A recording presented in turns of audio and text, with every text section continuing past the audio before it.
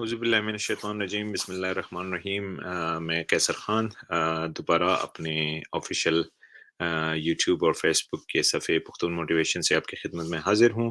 جس طرح ہم نئے نئے پروگرام لے کے آتے ہیں کینیڈا میں، جو امیگریشن کے پائلٹس پروگرام ہیں، لوگوں کی جو اس میں کنفیوژن ہے، مختلف ایجنٹس جو اس کو غلط طریقے سے ایڈورٹائز کر رہے ہیں، تو یہ ہمارا مشن ہے کہ آپ تک ہم رائٹ فل انفارمیشن پہنچائیں اور آپ کو پتہ چلے کہ کیا سٹیپس ہیں، کیا پروسیجر ہے. تو اس سلسلے میں ہم نے اور بھی ویڈیوز بنائی ہیں. آج جس ٹاپک کو ہم ڈسکس کرنے جا رہے ہیں وہ ہے Atlantic immigration programme.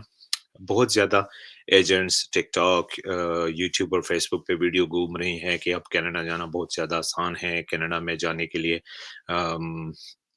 25 lakh 30 lakh میں آپ جا سکتے ہو. تو یہ سارے اسکیمس ہیں موسٹلی. آج میں آپ کو اسٹیپ بائی اسٹیپ ڈسکس کرنے جا رہا ہوں کہ اٹلانٹک امیگریشن پروگرام کیا ہے، کون سے لوگ اس کے لیے ایلیجیبل ہے، اور اس اٹلانٹک امیگریشن پروگرام کو حاصل کرنے کے لیے آپ کو کن کن مراحل سے گزرنا پڑتا ہے اور کیسے آپ کر سکتے ہیں. یہ بالکل ایک ویلڈ پروگرام ہے. اسے آپ کینیڈا میں آ سکتے ہیں، اور کینیڈا میں آپ کون کون سے پروونسز میں، کون کون سے ٹیریٹریز میں رہ سکتے ہیں، وہ بھی جس طرح ہم نے ناردرن اینڈ رورل ڈسکس کیا تھا اسی طریقے سے ہم آپ کے ساتھ ڈسکس کریں گے. تو آپ جتنے بھی ہمارے ویورز ہیں، اگر آپ اس بارے میں مزید انفارمیشن جاننا چاہتے ہیں تو کائنڈلی میں ڈسکرپشن میں لنک ڈالوں گا. آپ گورنمنٹ ویب سائٹ کے تھرو ہی جا کے پوری انفارمیشن لیں تاکہ آپ مس گائیڈ نہ ہو. تو اٹلانٹک، سب سے پہلے اٹلانٹک اوشن کا نام آپ نے سنا ہوگا، اٹلانٹک جو سمندر ہے اس کا نام سنا ہوگا. تو یہ امیگریشن پروگرام ان پروونسز کے لیے ہے کینیڈا میں جو اٹلانٹک اوشن کے قریب ہے. اس میں کون کون سے ہے پروونسز، میں آپ کو نام ڈسپلے کر لیتا ہوں اسکرین پہ. نیو برانزوک ہے، نیو فاؤنڈر لینڈ ہے، نووا اسکوشیا ہے، اور پرنس ایڈورڈ آئی لینڈ ہے. یہ ایسے پروونسز ہے کینیڈا کے جس میں لوگ بہت کم جاتے ہیں، اور زیادہ تر لوگ ٹورانٹو، وینکوور، مونٹریال، کیلگری وغیرہ میں بس جاتے ہیں. تو اس وجہ سے ان کو مختلف لیبر شارٹیج آتی ہے، مختلف پروفیشنلز ان کو نہیں ملتے، اور یہ لوگ چاہتے ہیں کہ لوگ یہاں آ کے بسے اور یہاں پہ زندگی شروع کرے، کیونکہ یہ بھی ایک پروونس ہے، اور یہ بھی چاہتے ہیں کہ ہماری پاپولیشن جو ہے وہ گرو ہوتی رہے، جس طرح ناردرن اور رورل پروگرام کا میں نے بتایا تھا. تو یہ جو پروونسز ہے انہوں نے مل کے ایک پروگرام بنایا ہے جس کو کہتے ہیں اٹلانٹک امیگریشن پروگرام. اس کا نام پہلے تھا اٹلانٹک پائلٹ پروگرام، ابھی یہ چینج ہو کے اٹلانٹک امیگریشن پروگرام ہو گیا ہے. تو ابھی جو ہے اٹلانٹک امیگریشن پروگرام کے لیے آپ کو جاب آفر چاہیے.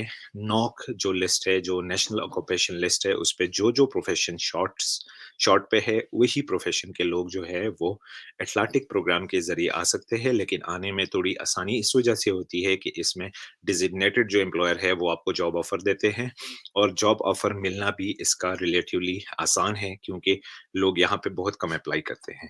تو سب سے پہلے میں آپ کو یہ بتاؤں کہ ڈیزگنیٹڈ امپلائر کون ہے. ڈیزگنیٹڈ امپلائرز وہ امپلائرز ہیں جو کہ ان 4 پروونسز میں بزنس رن کر رہے ہیں، جن کی بزنسز یہاں پہ آلریڈی کمپنیز رجسٹر ہے، اور ان کو ابھی سٹاف چاہیے. تو جو سٹاف ان کو چاہیے وہ ڈسکرپشن میں لنک ہے، اس میں نوک لسٹ ہے، اس میں آپ اپنا پروفیشن ایکسپیرینس چیک کر سکتے ہو کہ آپ اس کرائٹیریا پہ میٹ کرتے ہو کہ نہیں. تو سب سے پہلے اس پروسیس کو سٹارٹ کرنے کے لیے آپ نے ڈیزگنیٹڈ امپلائرز کو ڈھونڈنا ہے کہ کون سے ڈیزگنیٹڈ امپلائرز ہے کہ جو کہ ایلیجیبل ہے اٹلانٹک پروگرام کے ذریعے. کیونکہ اٹلانٹک پروگرام کے ذریعے جب آپ فارن ورکرز کو لے کے آتے ہو تو آپ کو گورنمنٹ کے ساتھ رجسٹر کرنی پڑتی ہے اپنی کمپنی، تبھی آپ لا سکتے ہو. ہر ایک کمپنی جو ہے وہ باہر سے سٹاف نہیں لے کے آ سکتی.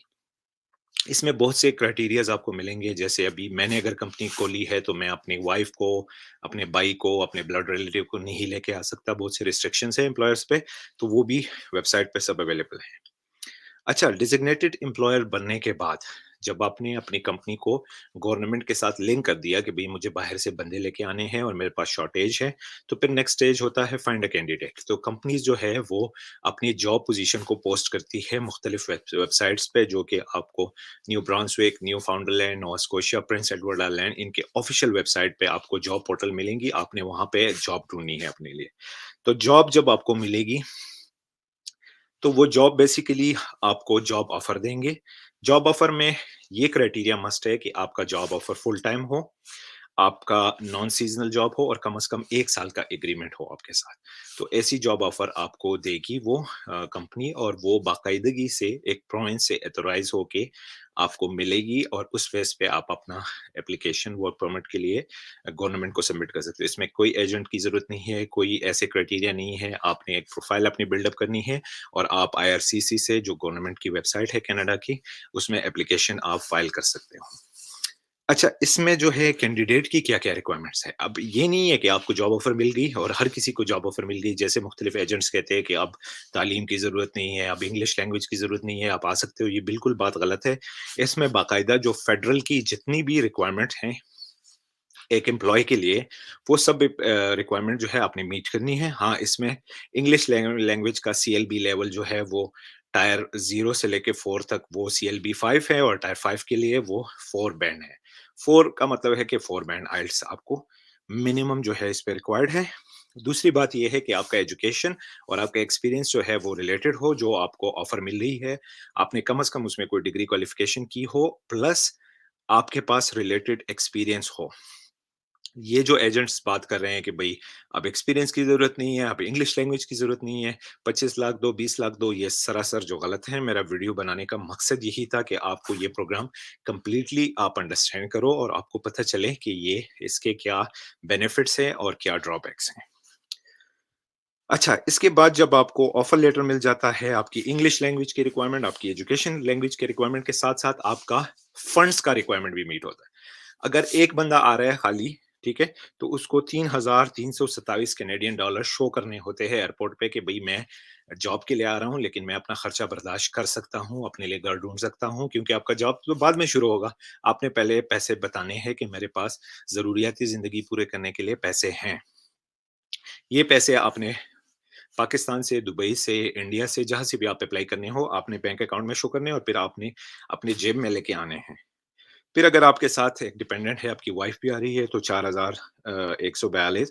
پھر اگر آپ کے پاس ایک بچہ ہے تو 5,000 اس طرح یہ لسٹ چلتا رہتا ہے۔ آپ کو کوئی بھی ایسی چیز نہیں ہے کہ بھئی آپ آ جاؤ اور آپ کو آتے ہی یہاں پہ یہ لوگ کینیڈین پاسپورٹ دیتے ہیں یا پرماننٹ ریزیڈنس دیتے ہیں۔ آپ ورک پرمٹ پہ آتے ہو۔ ورک پرمٹ کے بعد آپ پرماننٹ ریزیڈنس کے لیے اپلیکیشن ڈال سکتے ہو، اس کا الگ پروسیجر ہے، اس پہ ہم ایک ڈیٹیل ویڈیو بنائیں گے۔ یہ خالی اٹلانٹک پروگرام جو ہے، یہ ایک ورک پرمٹ ہے جو کہ 1 سے 2 سال کا ہوتا ہے۔ تو میں نے کوشش کی ہے کہ آپ کو ایکسپلین کروں اس کے جتنے بھی سٹیپس ہیں۔ مزید جو ہے آپ canada.ca پہ جا کے اٹلانٹک پروگرام کو سرچ کرو۔ نووا اسکوشیا، یہ دوبارہ میں اسکرین پہ ڈسپلے کر لیتا ہوں۔ Nova Scotia, new برانزوک، new founder land کے جتنے بھی پروگرام ہیں، اس میں پوری تفصیل اس کی موجود ہے۔ آپ کو جو بھی انفارمیشن چاہیے، آپ نیٹ سے ایزیلی اس کو ڈھونڈ سکتے ہو، آپ کو کسی کے پاس جانے کی کوئی ضرورت نہیں ہے۔ لیکن رائٹ انفارمیشن اور صحیح انفارمیشن اور صحیح طریقے سے آپ آنے کی کوشش کریں۔ آپ اوائڈ کریں کہ آپ کو کوئی آپ کے ساتھ کوئی دھوکہ کرے، یا آپ کو کوئی ایسا شارٹ کٹ بتائیں۔ یہ سارے پروسیسز جو ہیں، یہ ایک ٹائم سپین لیتی ہے، لیکن دس از the وے کہ آپ نے امیگریشن اس سے حاصل کرنی ہے۔ تو امید ہے کہ آپ کو آج کی ویڈیو سے فائدہ ہوا ہوگا۔ ہم اور بھی پروگرامز اور پائلٹ پروگرام ایکسپلور کریں گے اور آپ کو بتائیں گے، تاکہ جتنے بھی سوشل میڈیا پہ اشتہارات چل رہے ہیں وہ آپ لوگ کو پتہ چل جائے اور آپ اس سے اویئر ہو جائے، اور یہ اویئرنیس اپنے دوستوں، اپنے بھائیوں، اپنے رشتہ داروں کے ساتھ بھی شیئر کرے، تاکہ کوئی بھی ان سکیمز کا شکار نہ ہو، اور صحیح طریقے سے آپ کینیڈا میں آؤ۔ کینیڈا بہت اچھی کنٹری ہے، اور کینیڈا جو ہے بہت ویلکمنگ ہے امیگرینٹس کے لیے، لیکن لازمی بات ہے کہ ان کو بھی اچھے ورکرز چاہیے، اچھے بندے چاہیے، اسکلفل بندے چاہیے، اور ایسے بندے چاہیے جو کہ اس کمیونٹی پہ، اس معاشرے پہ بوجھ نہ بنے۔ تو یہ تھا آج کا اٹلانٹک پروگرام کا۔